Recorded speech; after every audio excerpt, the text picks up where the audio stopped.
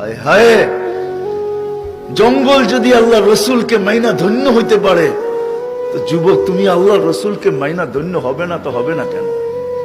আল্লাহ রসুল বাহির হয়েছে বাথরুমের জন্য, পর্দা করার কিছু ছিল না। বলছে জাবের, ওই জঙ্গলগুলা ছোট ছোট দূরে দেখা যায়, ওদেরকে বলো না যায় যে আল্লাহ রসুলের জন্য পর্দা করতে।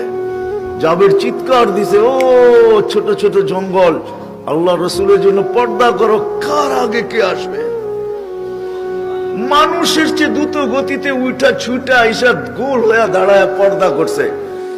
আল্লাহ রসুল বাহির হয়ে আসছে, বলছে জাবের নিজ নিজ জায়গায় যেতে যাও, চলে যেতে বলো। জাবের রাদিয়াল্লাহু তাআলা চিৎকার দিতেছে আর দৌড়াইতেছে। সবাই বলতেছে দৌড়াও কেন? চুপ, পরে বলবো। যা বলছে চলে যাও তোমাদের জায়গায়। সবাই মানুষের মতো ছুটে যায়, নিজের জায়গায় বসা গেছে। জাবের জানি কি দেখা ফিরে আসছে, বলছে জাবের কি দেখলা? বলে আমি দেখতে চাইছিলাম ওইখানে আছে কি, ওয়াল্লাহি মা ওয়াজাদতু ইল্লা রায়হা, সুঘ্রাণ ছাড়া কিচ্ছু ছিল না।